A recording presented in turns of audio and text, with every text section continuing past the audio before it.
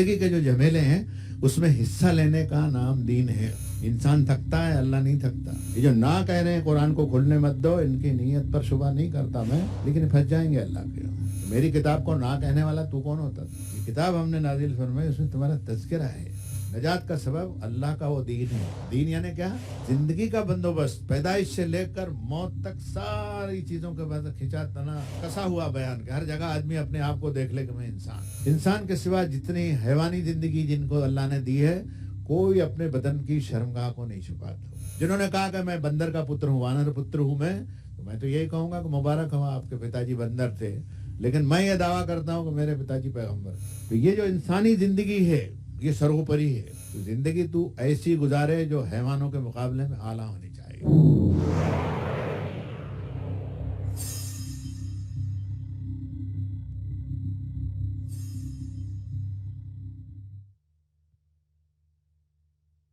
الحمدللہ رب العالمین. مولانا عبد الکریم پاریک صاحب پچھلے 40 سال سے قرآن پاک کو لوگوں تک پہنچانے میں ان کی کافی محنت رہ چکی ہے. کتابوں کے سلسلے میں بھی ان کا کافی کچھ حصہ رہا ہے. ان کی یہ کتاب لغت القرآن, آپ کو جان کر بڑی خوشی ہوگی کہ اس لغت القرآن کو 40 دفعہ چھپایا گیا ہے. اس کے علاوہ اور بھی ان کی کتابیں ہیں, جیسے کہ قوم یہود اور ہم, قرآن کی روشنی میں, عورت کی توہین, وگیان یگ میں اسلام دھرم. مولانا عبد الکریم پاریک نے اپنے زندگی کا کافی کچھ حصہ قرآن کی تعلیم لوگوں تک پہنچانے میں گزاری ہے. آج کا جو عنوان ہے وہ یہ ہے, انسانی اور حیوانی زندگی. اس عنوان کے اوپر مولانا کچھ روشنی ڈالیں گے. جیسے کہ اللہ تبارک و تعالیٰ قرآن میں فرماتا ہے, کیا تم نے اس شخص کو دیکھا جو اپنے خواہش کا غلام ہو. پھر آگے اللہ تبارک و تعالیٰ فرماتا ہے کہ اس کی حالت جانور جیسی ہے, نہیں بلکہ اس سے بھی بدتر. تو آج حیوانی شوق ہماری زندگیوں میں آنے کی وجہ سے ہم میں اور حیوان میں بہت کم فرق رہ گیا. اس بات کا احساس دلائیں گے آج مولانا عبد الکریم پاریک.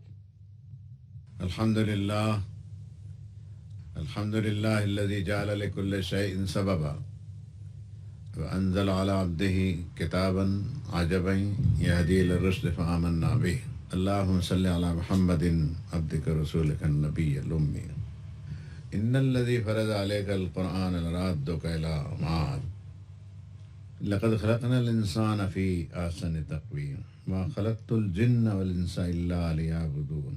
ولقد خلقنا الانسان من قبل ولم یک شیئا هل اتى على الانسان حين من الدهر لم يكن شيئا مذكورا. انا خلقنا الانسان من نطفة امشاج نبتليه فجعلناه سميعا بصيرا. انا هديناه السبيل اما شاكرا واما كفورا. یہ اور اس طرح کی بے شمار آیات ربانی قرآن مجید میں ہیں, اور حدیث شریف کی تعلیم میں مزید انسان کی اور خصوصیات کا ذکر ہے. آج کے اس مجلس میں یہ عنوان آپ کی خدمت میں پیش کیا گیا, انسانی زندگی اور حیوانی زندگی. انسان اس دنیا میں تھا نہیں, انسان کی اتپتی اور اس کی پیدائش پہلے نہیں ہوئی. رب تعالیٰ شانہ ہی جانتے ہیں کہ کون سا وہ زمانہ ہوگا کروڑوں سال پہلے کا, جب انہوں نے یہ منصوبہ تیار کیا کہ وہ اس زمین پر ایک انسان کو پیدا کریں گے. معلوم ہوتا جھاڑ پہاڑ, سورج چاند تارے, آسمان زمین, سمندر, حشرات الارض, جنگل, ہاتھی گھوڑے جراف, والخیل والبغال والحمیر لترکبوها وزینہ, گھوڑے گدھے کھچر, سارے جاندار موجود تھے, آدمی نہیں تھا. یہ آدمیت جو ہے اس کے لیے رب تعالیٰ شانہ نے عربی زبان میں انسان کا لفظ استعمال کیا گیا. یہ انسیت سے ہے, اس کو دیکھنے کو جی چاہے.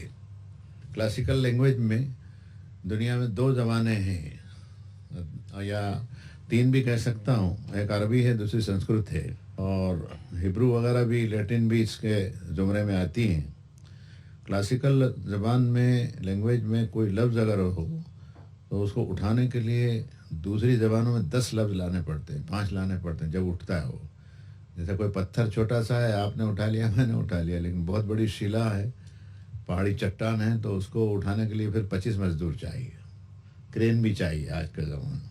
اس تمثیل سے آپ سمجھ گئے ہوں گے کہ یہ لفظ انسان جو ہے یہ وجود کے اعتبار سے پوری کائنات میں سروپری ہے. بلکہ اللہ مجھے معاف کرے اور بڑے ادب سے آپ سے بھی درخواست کرتا ہوں کہ فرشتوں سے بھی اوپر ہے یہ فرشتوں سے بھی مرتبے میں اوپر ہے. تو اس کی جو زندگی ہے یہ زمین کے اوپر، پھر اس کے ساتھ ساتھ حیوانی زندگی بھی ہے، یا اسے آپ اجازت دیں کہنے کی تو غیر انسانی زندگی. لیکن سادہ زبان میں ہم کہہ سکتے ہیں کہ ایک جیون انسان کا ہے اور ایک جیون پشو کا ہے. اب پشو میں حشات الارض ہیں، شیر، چیتے، بھالو، بھیڑیے، سانپ، چھچھندر، بکری، گھوڑا، کتا، گدیڑا، کتنے الفاظ کہنا ہے. لوگ کہتے ہیں اس دور کے اندر کہ حشات الارض میں یہ چھوٹے چھوٹے کیڑے ہیں یہ 30,000 قسم کے ہیں. پسو، کھٹمل، یہ سب اتنا تو آپ 2-4 نام جانتے ہوں گے، سب ناموں کا جاننا کیا ضروری ہے. اسی طریقے سے گھوڑوں کو لے لیجئے، ابلغ گھوڑے ہیں. قرآن نے کہا کہ اذ عرض علیہ بالعشی الصافنات الجیاد، قرآن کی آیت ہے یہ کہ سلیمان کا ذکر کرو اے محمد صلی اللہ علیہ وسلم کہ ایک پاؤں پر چلنے والے گھوڑے ان کے سامنے پیش کیے گئے شام کے وقت میں. اور وہ قصہ ہے ایک پورا، حضرت اس میں مشغول ہوئے گھوڑوں کی پریڈ دیکھنے میں. اس میں حتیٰ توارت بالحجاب، سورج اپنے اوٹ میں آ گیا، شاید وہ نماز کا وقت تھا یا وظیفے کا وقت تھا، اور رہ گیا. حضرت کو بہت تکلیف ہوئی کہ مجھ سے کیا ہوا، انی احببت حب الخیر عن ذکر ربی حتیٰ توارت بالحجاب. کیا ہو گیا مجھے، کیسے بھول گیا میں کہ میں مال کی محبت اور چیزوں کے اولوکن میں، اس کی پریڈ دیکھنے میں اتنا مشغول ہو گیا کہ سورج ڈوبنے کا وقت آ گیا. بڑی تفسیریں اس میں لکھی ہے، میں اس میں جانا نہیں چاہتا. صرف یہ بتانا چاہوں گا کہ ایک گھوڑے جو ہیں اس میں کئی قسم کے ہیں. جیسے قرآن شریف میں ایک سورت ہے جس کا نام العادیات ہے. کیا ہے؟ والعادیات. عادیات کہتے ہیں ابلغ گھوڑے کو، فوجی گھوڑوں کو بھی کہتے ہیں. والعادیات ضبحا فالمغیرات صبحا فاثرن بہ نقعا فوسطن بہ جمعا ان الانسان لربہ لکنود. ان گھوڑوں کو لاؤ کسی عدالت میں جو ہانپتے، کانپتے، دوڑتے، بھاگتے ہیں، اور اتنا دوڑتے ہیں تیزی کے ساتھ میں کہ مالک نے اگر صبح کے وقت اس کو آواز دی منہ اندھیرے میں تو وہ آ گیا اور بٹھایا اپنی پیٹھ کے اوپر اور دشمنوں کے غول میں گھس گیا. وہ بعض گھوڑوں کی تاریخیں ہیں کہ وہ مر جاتا تھا، بعض کہے کہ اس کا مالک مر گیا، اوپر جو سپاہی ہے یا بادشاہ ہے یا وزیر ہے، کوئی کمانڈر ہے، وہ مر گیا تو اس کی لاش کو لے کر کے کیمپ میں آیا وہ. اور گھوڑے کی پاؤں کے کھر جو ہوتے ہیں اس میں آدمی نے ہمیشہ نال ٹھوکی ہے، اس لیے گھس جائے گا وہ. تو قدرت نے بھی ایک ایسا بنا، اس میں بیل وغیرہ بھی آتے ہیں، ان کو بھی آپ نے دیکھا ہو. میں جب چھوٹا سا بچہ تھا تو مجھے دیکھا کہ وہ بیل بنڈی والے نے اس کو ہاتھ پیر باندھ کے بیل کو لڑکا دیا اور وہ لوہار نے اس کے اوپر پٹی لوہے کی اور کھیلے مارا. مجھے ایسا لگا کہ یہ جانور اتنا انسان کے قابو میں ہے کہ اس کے پاؤں میں کھیلے ٹھوک دیا اس نے چلانے کے. تیرے پاؤں میں تیرے رب نے کھیلے ٹھوکے کیا؟ تیرے پاؤں میں کھیلے ٹھوکے تو جگہ کچھ جان پر بازی لگا دے. انسان تو اس پر غور کر، گھوڑے کے اوپر، کہ تو اس کو کیا دیتا ہے. 2 پائلی چانا کھلا دیا، چارہ کھلا دیا، گھاس ڈال دیا، گھس دیا تھوڑا سا. نلاتے بھی ہیں لوگ گھوڑے کو. گھوڑا پالن اب بند ہو گیا، لیکن مجھے یاد پڑتا ہے کہ ملٹری میں ایک مرتبہ مجھے تقریر کے لیے بلایا گیا تھا، غالباً پونا کی بات ہے. وہ ملٹری میرے سامنے تھی. ملٹری کے سامنے کیا، نماز پڑھو، روزہ رکھو، حج کرو، یہ زکوٰۃ دو، یہ تو کہہ ہی نہیں سکتا. کیا کرنا ہے؟ آدمی کو بہت سینسیٹیو ہونا چاہیے مومن کو کہ اس وقت کون سی بات کہی ہے. میں نے اللہ سے دعا کی کہ اللہ مجھے کہنے کی توفیق عطا فرمائے، ان کو ملٹری کے لوگوں کو کیا کہوں گا. تو العادیات ضبحا فالموریات قدحا کی آیت پڑھی تو مجھے لگا انشاءاللہ اب اس میں مضمون ہو جائے گا، کیونکہ وہ فوجی آج کے سائنس اور ٹیکنالوجی کی اتنی ترقی کے دور میں بھی گھوڑے سے مستغنی نہیں ہوا ہے. گھوڑا، گدھا اور خچر اس کو ہونا ہی، اس لیے قرآن نے کہا خوب کہا والخیل والبغال. آپ بمبئی میں رہتے ہیں تو آپ کو قدر نہیں ہے اس کی، لیکن دنیا کا نقشہ جس کے سامنے ہے وہ دیکھے گا تو کہے گا والخیل والبغال والحمیر لترکبوها وزینہ ویخلق ما لا تعلمون وللہ قصد السبیل ومنہا جائر. پوری آیت اس طرح ہے. فرمایا گھوڑے، گدھے اور خچر تیری سواری کے لیے پیدا کیے، اس میں سے کوئی تیری پیٹھ پر چڑھتا ہے کیا؟ تو سب کی پیٹھ پر سوار ہوتا ہے. تو تو سب کی پیٹھ پر سوار ہوتا ہے. اس لیے معلوم ہے تیری زندگی اور تیرا وجود اس سے سروپری ہے، اس سے اوپر ہے. تیرے پاؤں میں کسی نے نال ٹھوکی کیا؟ میں نے تو نبی بھیج کر صرف اتنا کہا تھا کہ قوموا للہ قوامین، میرے سامنے کھڑا رہنا ہاتھ باندھ کر. وہ بھی تیرے سے نہیں ہوتا. میں نے آداب بندگی میں صرف تجھ سے اتنا کہا تھا کہ ان المساجد للہ فلا تدعوا مع اللہ احدا، سجدے کے سارے حقوق میرے ہیں، پیشانی کسی کے سامنے مت جھکانا. ساری کائنات تجھے سیلوٹ دے گی، تو نے کسی کو سیلوٹ نہیں دینا.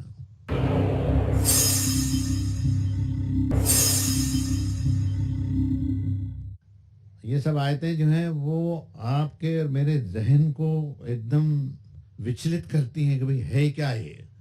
انسان میں ایسی کیا چیز آ گئی جس کی بنا پر وہ سنسار کی سبھی چیزوں سے، کائنات کی جو پروکش ہیں ان سے بھی جو اپروکش ہیں، جو آنکھوں میں دکھتی ہے وہ بھی، جو نہیں دکھتی ہے وہ بھی. آپ کو کیا دکھتا ہے؟ زیادہ سے زیادہ ہے کہ آسمان کی چھت دکھ جاتی ہے، زمین کی پیٹھ دکھ جاتی ہے، اور حد نظر میں آپ سمندر کو اور آسمان کو ملا ہوا پاتے ہیں کہ وہ اس کے آگے کچھ نہیں. لیکن کیا ایسا ہے؟ اس کے پرے اتنی ہزاروں ہزار کروڑوں کروڑ کائناتیں ہیں جو گھوم رہی ہیں مسلسل. سلام و محمد رسول اللہ صلی اللہ علیہ وسلم پر. معراج کی حدیثوں میں اس کی جو تھوڑے سے اشارے 1400 برس پہلے دیے وہ اب کھل رہے ہیں جا کر کے اس کی حقیقت، اور اب بھی پورے نہیں کھلے ہیں، شاید اور 150 سال لگے. اس لیے کہ ہم نے اب قرآن کے اوپر سے پردہ ہٹا دینا چاہیے. یہ جو سانپ بن کر کے بیٹھے ہیں آپ خزانے کے اوپر، کہ نہ آنے دیتے ہیں کسی کو، نہ کھولنے بھی نہیں دیتے ہو. اس کو کھول دیجئے اللہ کے لیے. جس دن یہ کھول دیں گے آپ تو اسلام جو ہے وہ دنیا پر چھا جائے. کھولیے اس کو آپ. اصل اس کی انسانی زندگی جو ہے اس کے دروازے کو کھولنا ہی سمجھ نہیں رہا ہے. یہ سمجھے تو اپنی بنائی ہوئی چیز کے سامنے سر جھکا سکتا ہے کیا؟ یہ اگر اپنی مہانتا اور اپنی اہمیت کو جانے، انسان اپنی حیثیت کو جانے، تو جھاڑ پہاڑ پتھر اور کسی قبر کے سامنے اور کسی پتلے کے سامنے اپنا سر ڈال سکتا ہے؟ کیسے ڈالے گا؟ دیکھ نہیں رہے جب اس کو بھیجا تھا اس انسان کو تو کتنے لوگ آئے تھے؟ 2-4 ہزار آدمی اترے تھے اور 2-4 ہزار عورتیں اتری تھی. ایسا تھا کہ ایک آدمی تھا اور اس کی بیوی تھی. قلنا اہبطوا منہا جمیعا، ان کا چلو نکلو یہاں سے. یہاں ایک امتحان میں کامیاب ہوئے نہیں، لیکن وہ بھی رب تعالیٰ کی مشیت تھی کہ ان کو اتارنا تھا. بلا سبب وہ کسی کو نہیں اتارتے، کوئی سبب بناتے ہیں. تو سبب رکھا تھا کہ یہ جنت ہے تیرے لیے، اور وہ جنت کا تصور آپ ایسی ملین کروڑ زمینوں کو بھی اس کے ایک سیکشن کا نہیں کر سکتے. کس کا؟ جنت کا.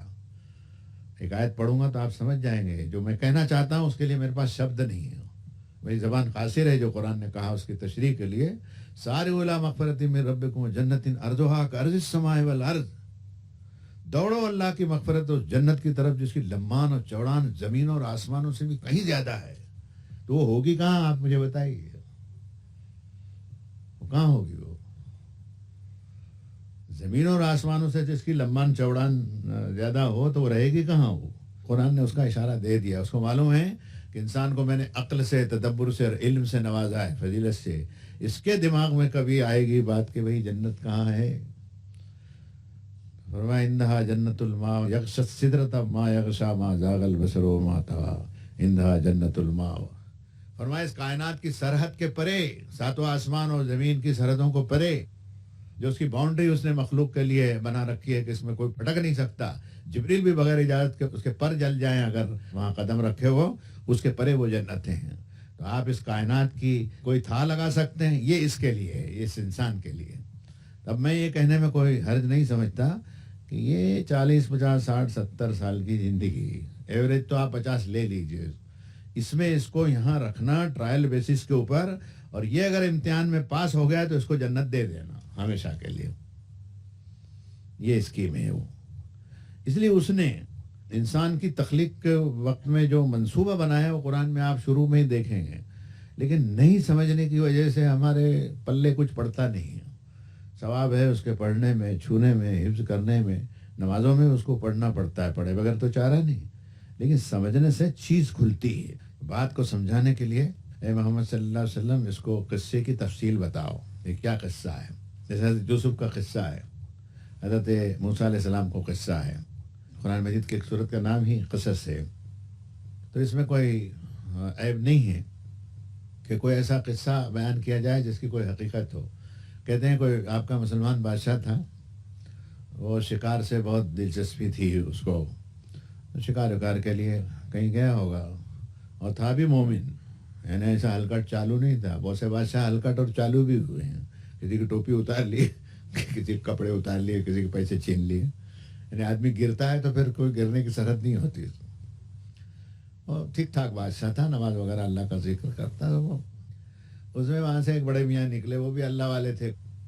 ان اللہ لا يحب المعتدین، زیادتی کرنے والوں کو اللہ پسند نہیں کرتا. سینسیٹیو برین ہے، اس کی ایک سیما ہے، اس سیما سے اس لیے قرآن نے کہا یا ایھا الذین آمنوا لا تقدموا بین یدی اللہ ورسولہ، اے ایمان والو اللہ اور اس کے رسول سے آگے بڑھنے کی کوشش مت کرنا، نہ مار کھا جاؤ.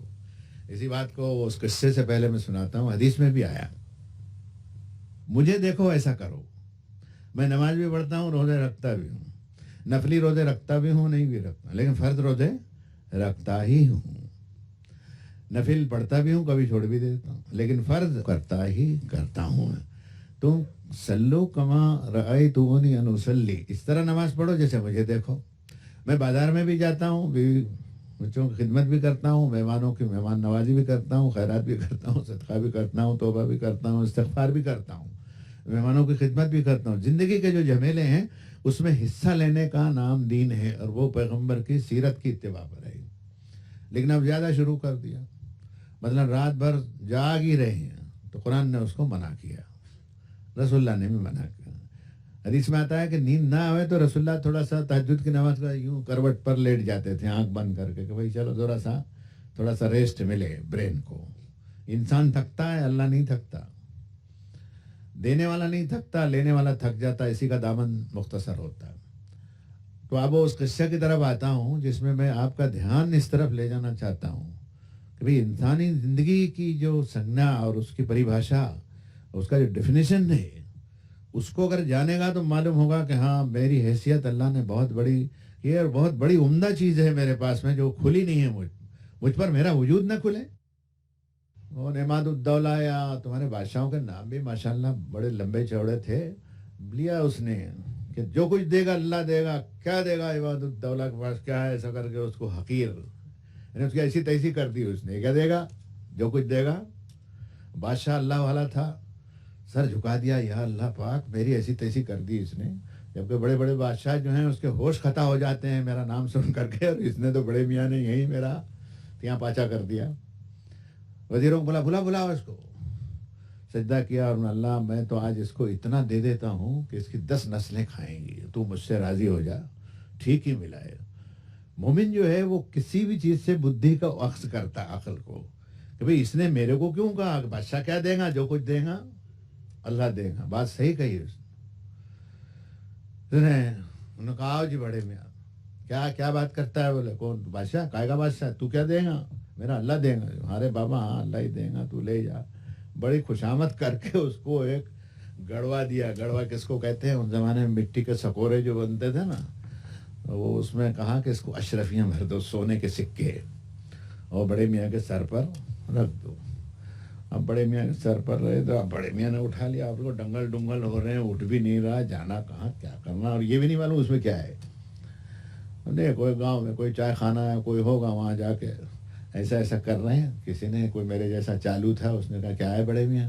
معلوم نہیں کیا ہے. بولے اتارو نا یار. بولے بہت منڈی بھی ٹیڑھی ہو گئی. اتارا اس نے دیکھا اس میں کچھ ہے. مستبصرین جو ہوتا سمجھ جاتا کچھ ہے اس میں. کہ کیا ہے؟ معلوم کیا ہے بھائی؟ بولے بیچتے ہو کیا؟ ہاں لے لو. بولے کیا دو گے؟ بولے 1 روپیہ دے دو. بولے وہ بھی ہوشیار تھا، میں 6 آنے دیتا ہوں. دے بھائی. بولے 6 آنے لیا، کوئی ڈبل روٹی چائے وائے کھایا ہوگا. دوسرے دن پھر چلے بڑے میاں وہاں سے. وہ چالو جو تھا وہ 5 کروڑ کا لے گیا 6 آنے میں. اس کے نصیب میں اتنا تھا، اس کے نصیب میں 6 آنے تھے، اس لیے کہ کھولا نہیں. اس لیے کہتا آپ بھی قرآن کھولیے تو آپ کو معلوم ہوگا آپ کا نصیبہ جاگا ہے. نصیبہ جاگا ہے. یہ جو نہ کہہ رہے ہیں قرآن کو کھولنے مت دو، ان کی نیت پر شبہ نہیں کرتا میں، لیکن پھنس جائیں گے. اللہ کے پھنس جائیں گے. میری کتاب کو نہ کہنے والا تو کون ہوتا تھا؟ زیادہ لوگ پڑھیں گے تو زیادہ علم پھیل جائے گا، کم لوگ پڑھیں گے تو علم جو ہے وہ سنکوچت ہو جائے گا. اس پر بھی ایک تمثیل عرض کروں. کہنے جا رہے تھے ہم انسانی زندگی اور حیوانی زندگی اس کے ثبوت قرآن سے لینے کے لیے کہ حیوان کے اوپر اب آپ لاد دیجئے نہ کچھ بھی. سورہ جمعہ میں کیا کہا؟ مثل الذین حملوا التوراۃ ثم لم یحملوها کمثل الحمار یحمل اسفارا. مثال ان کی جن کو تورات دی گئی، تورات اٹھاؤ، تورات اٹھائی لیکن گدھے کی طرح اٹھائی. اب گدھے پر کتابیں خوب لاد دیجئے تو گدھے کو کیا فائدہ ہونے والا؟ وہ پی ایچ ڈی کرے گا، اس کھولے گا نہیں. جب یہ سورہ جمعہ کی آیت ہے، مجھے بھی ایسا لگا کہ گدھے کی مثال اللہ نے کیسے دی، کیوں دی؟